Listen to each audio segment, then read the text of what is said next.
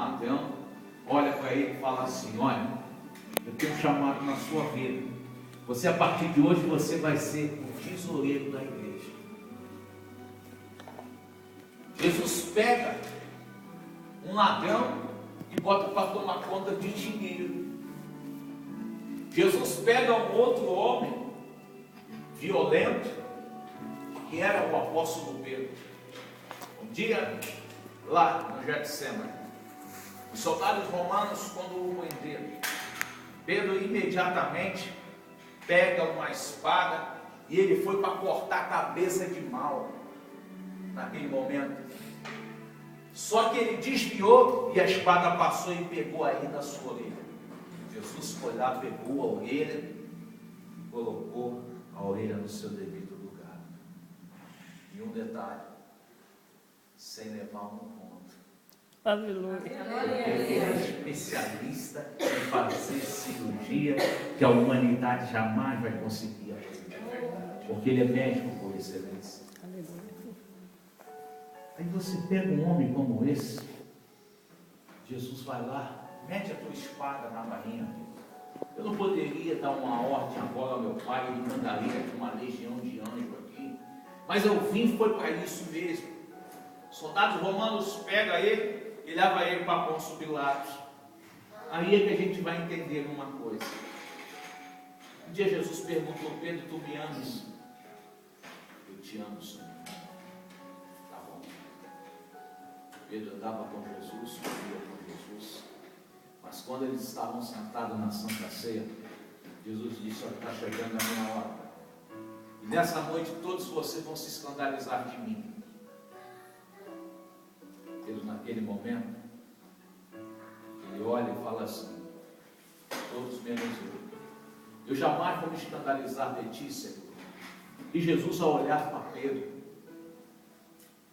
fala uma pergunta para Pedro: Pedro, essa noite, antes que o galo cante 3 vezes, tu me negarás. E ele ainda insistiu ainda, dizendo que ele morreria, mas não negaria o seu santo nome.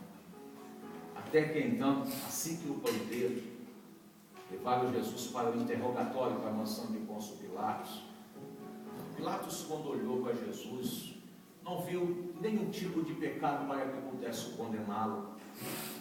E Pilatos ficou maravilhado, que era na Páscoa, a multidão estava aguardando, ansioso, o julgamento do Senhor, do nosso Mestre.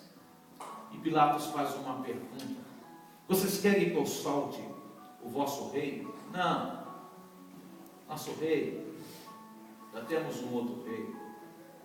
Nosso rei já chama-se César. E a Jesus crucificam.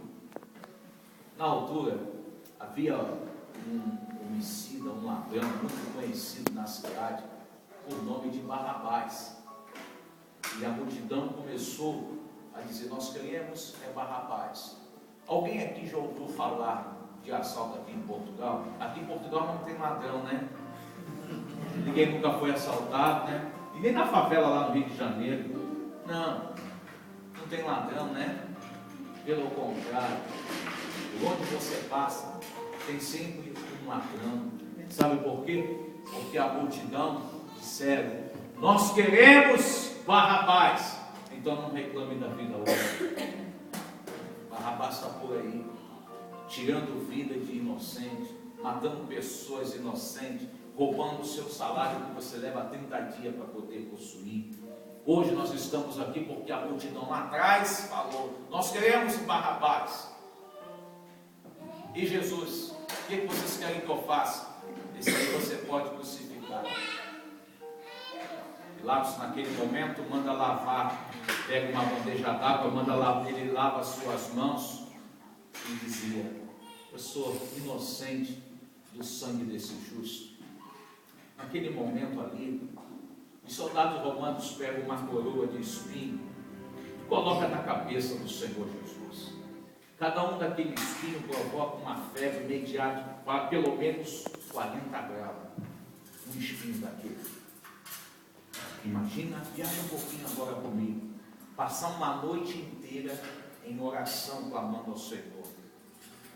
sai do monte, começa apanhando, pega um interrogatório no dia seguinte, coloca uma coroa de espinhos sem comer, sem beber, coloca uma coroa de espinhos sobre a sua cabeça. Ele é esbofeteado, pega uma cruz e coloca sobre os seus ombros, que só o partículo daquela cruz pesava 140 quilos, só o partículo daquela cruz. Agora vai o nosso mestre com a cruz pesada sobre os seus ombros, sai da mansão de Pôncio Pilatos até o Calvário, andando 1429 metros, foi o percurso da sua caminhada com aquela cruz pesada sobre os seus ombros. Ao sair dali com aquela cruz, no meio do caminho, ele caiu com aquela cruz, desfaleceu, e levando chicotada do soldado romano. A ponta do chicote tinha a ponta de chumbo e tinha a ponta de osso. O osso, quando bate, ele queima. O osso, quando bate, ele rasga. E ele levou muita chicotada com aquela cruz pesada sobre os seus ombros, uma coroa de espinhos sobre a sua cabeça. Aquela cruz, aquela coroa de espinho, aquele chicote que ele recebeu, não era para ele, com certeza, era para mim, para você que era pecador. Mas ele louvou sobre si todo esse castigo sobre o seu corpo físico. Mas em momento algum ele abriu a sua boca para reclamar ou questionar. Ele caiu. No momento que ele caiu, estava passando ali Simão Cirineu. Simão Cirineu, ele era um africano que estava de passagem ali naquele momento. E os soldados pediram para que ele pudesse ajudar a Jesus a levantar sua cruz, para que ele pudesse continuar com a sua caminhada até o Gólgota, até o Calvário. E quando ele pegou aquela cruz, colocou sobre os seus ombros, o Senhor levantou e começou a sua via crucial. Simão Cirineu estar aqui nessa noite, nesse santo lugar. Pastor, eu não aguento mais de tanta batalha na minha vida, de tanta provação, a minha cruz está pesada. Hoje Simão Cirineu está aqui e vai ajudar você a carregar a sua cruz até o Calvário, porque Calvário é lugar de vitória também. Aleluia, Jesus. Até que, quando ele chega até o Calvário, pega uma cruz, coloca lá o Senhor. Meio-dia em ponto, houve uma treva pela qual nunca houve. De meio-dia até as 3 da tarde. Ele com aquela cruz pesada ali, e agora, com seus 2 braços abertos, é levantado o seu corpo sobre aquela cruz. De meio-dia até as 3 da tarde. E ali a dor, a febre, o cansaço físico, falta de comida, de bebida, a sua angústia que está ausente do Pai por causa dos nossos pecados. Ali naquele momento, colocaram sobre ele no meio de 2 salteadores. Um que estava à sua esquerda, sabia que iria morrer. E ele começou a zombar, escarnecer: se tu és o Filho de Deus, desça-te dessa cruz, salva-te a ti, salva também a nós. E ele não falava nada. Sabe por quê? Porque Deus nunca vai questionar com o zombador e com o escarnecedor. O negócio de Deus é só sobre aqueles que acreditam, que sabem que Ele é o Senhor, sabem que Ele pode mudar a sua vida e a sua história. O que estava do seu lado direito olhou e disse: nós estamos aqui porque nós merecemos estar. Senhor, lembra-te de mim quando tu entrares no teu reino. Quem foi que disse para Dimas que Jesus estaria dentro do seu reino naquele momento? Quem foi que disse? Ele acreditou. Sabe por quê? Na sua infância ele sabia quem era Jesus. Na sua infância ele sabia que ele era o Salvador. Mas no último momento da sua vida ele se lembrou: Senhor, eu pequei demais, eu sou pecador, mas lembra-te de mim quando tu entrares no teu reino. Aleluia. Que homem é esse, que até no momento de angústia se preocupa com um homem pecador? Que homem é esse que dá um exemplo, que mesmo carregando a sua cruz pesada, se importa com aquelas pessoas que ainda não são evangélicos e que ainda não estão compromissados com o reino de Deus? Ele tinha tudo para falar: eu não vou mais pregar, eu não vou mais falar do amor do Pai, eu vou morrer daqui a pouco. Ele poderia falar, mas não. Esse homem, até na hora da morte, se preocupava com salvação. E ele disse: hoje mesmo tu estarás comigo no paraíso. Paraíso existe. Chacoalhe o seu irmão, fala para ele: paraíso existe. Fala para ele: o céu existe. E é para lá que eu estou indo. Aleluia, glória a Deus. Quando ele olha, ele disse: Pai, foi a última oração que ele fez. A ti entrego o meu espírito. Está consumado. Houve um terremoto naquele momento, e os soldados que ali estavam ficaram atemorizados, dizendo que verdadeiramente este era o Filho de Deus. Morreu Jesus, José de Arimateia mandou colocar no sepulcro novo,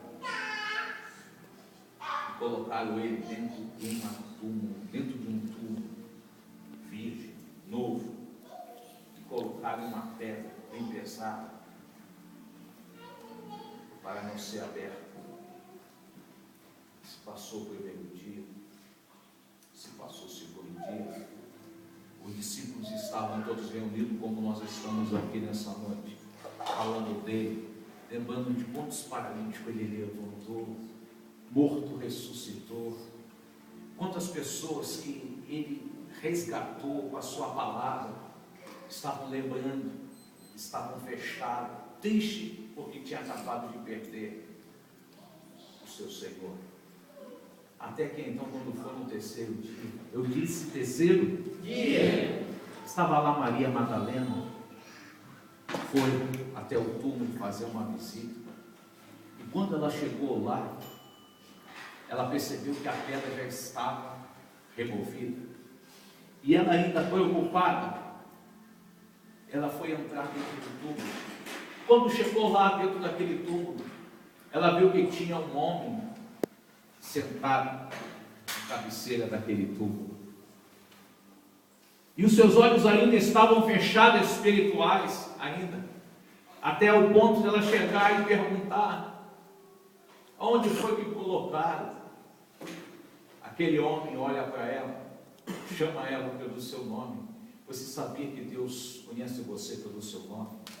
Você sabia que o Senhor sabe onde você mora? Ele sabe qual é a sua cor predileta. Ele sabe o que você está pensando nessa noite. Ele sabe dos seus sonhos que está armazenado no seu coração. E nessa noite é uma palavra profética de olhos abertos aqui. Ele nessa noite vai realizar o desejo do teu coração, só porque você veio aqui adorar e agradecer o seu sonho. Os seus sonhos não estão perdidos. Deus sabe tudo de você. Ninguém conhece você melhor do que Ele. Ninguém. Até o que você pensa, Ele sabe.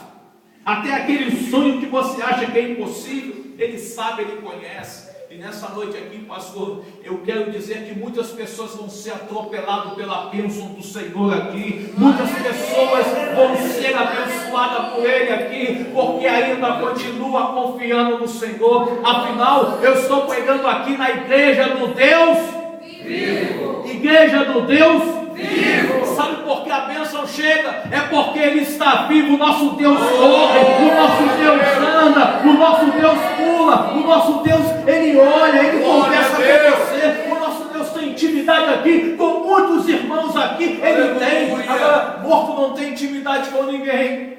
Morto não fala. Mas Ele fala com você porque Ele não está morto. Ele está vivo. Glória a Jesus. Agora um detalhe. Vou entrar na mensagem agora para finalizar. Quando Jesus morreu ao terceiro dia, aquele anjo dá uma notícia que ele não está mais aqui, que ele ressuscitou. E ele disse: olha, para avisar os meus irmãos,